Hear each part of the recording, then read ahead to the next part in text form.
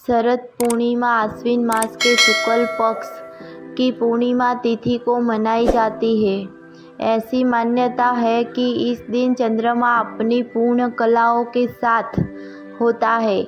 पौराणिक कथाओं के अनुसार समुद्र मंथन के दौरान शरद पूर्णिमा के दिन महालक्ष्मी प्रकट हुई थी। ऐसा माना जाता है कि इस दिन माँ लक्ष्मी धरती पर आती है और अपने भक्तों पर कृपा बरसाती है। तो आइए जानते हैं शरद पूर्णिमा की कथा, पूजा विधि और महत्व। शरद पूर्णिमा का महत्व। शरद पूर्णिमा को कोजागरी पूर्णिमा, कौमुदी व्रत जैसे नामों से जाना जाता है। ऐसा कहा जाता है कि इस दिन महालक्ष्मी का जन्म हुआ था, इसलिए देश के कई हिस्सों में इस दिन महालक्ष्मी की पूजा अर्चना की जाती है। इस तिथि को धनदायक माना जाता है। कहा जाता है कि इस दिन महालक्ष्मी धरती पर आती है। चंद्रमा इस दिन अपनी सौर कला और से पूर्ण होता है। ऐसा कहा जाता है कि इस दिन चंद्रमा की किरणों से अमृत का बरसात होती है। शरद पूर्णिमा की कथा। हर महीने में पड़ने वाली पूर्णिमा तिथि पर व्रत करने से भगवान विष्णु और महालक्ष्मी की विशेष कृपा प्राप्त होती है। महालक्ष्मी और भगवान विष्णु का आशीर्वाद प्राप्त करने के लिए एक साहूकार की 2 बेटियां महीने में आने वाली हर पूर्णिमा को व्रत किया करती थी। इन दोनों बेटियों में बड़ी बेटी पूर्णिमा का व्रत पूरे विधि विधान से किया करती थी, जबकि छोटी बेटी व्रत तो करती थी लेकिन नियमों में उस तरह से पालन नहीं करती थी। नियमों को आडंबर मानकर उनकी अनदेखी करती थी। जैसे ही दोनों बेटियों बड़ी हुई, साहूकार ने दोनों बेटियों का विवाह कर दिया। बड़ी बेटी के घर समय पर स्वस्थ संतान का जन्म हुआ। छोटी बेटी को भी संतान हुई, लेकिन उसकी संतान जन्म लेते ही दम तोड़ देती थी। जब उसके साथ ऐसा 2 से 3 बार हो गया था, उसने एक ब्राह्मण को बुलाकर अपनी पूरी व्यथा सुनाई, साथ ही इसका उपाय बताने के लिए भी कहा।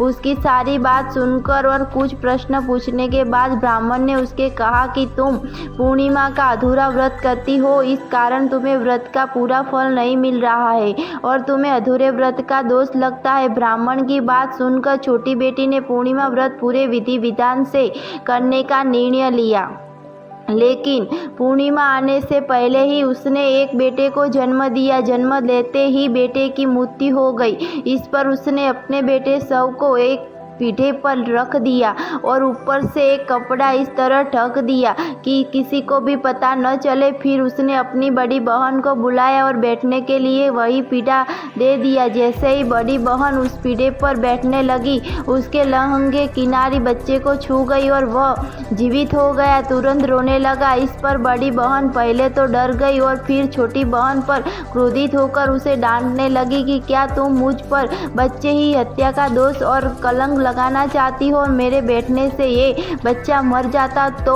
इस पर छोटी बहन ने उत्तर दिया, ये बच्चा मरा हुआ तो पहले से ही था दीदी, तुम्हारे तप और स्पर्श के कारण तो ये जीवित हो गया।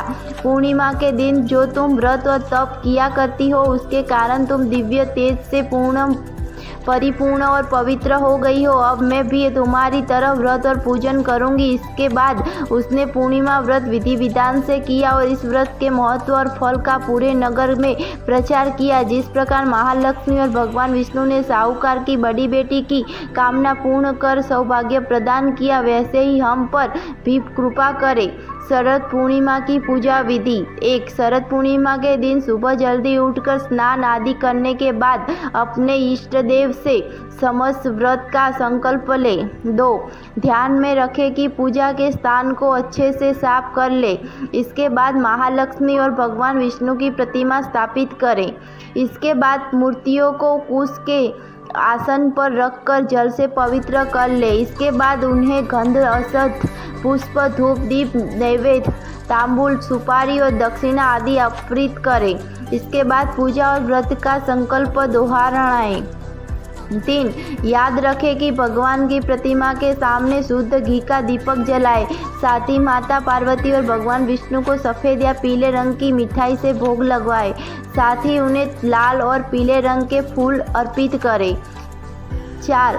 शाम के समय चंद्रमा निकलने पर मिट्टी के 100 दिए या अपनी सामर्थ्य के अनुसार दिए गाय के शुद्ध घी से जलाएं। 5 साथ ही रात के समय छोटे बर्तनों में खीर रखकर उसे चंद्रमा की रोशनी में किसी छलनी के ढककर रखें। अगले दिन ब्रह्म मुहूर्त में स्नान आदि करने के बाद महालक्ष्मी को खीर अर्पित करें और फिर प्रसाद के रूप में परिवार से सभी लोगों के साथ खीर का भोग ग्रहण करें।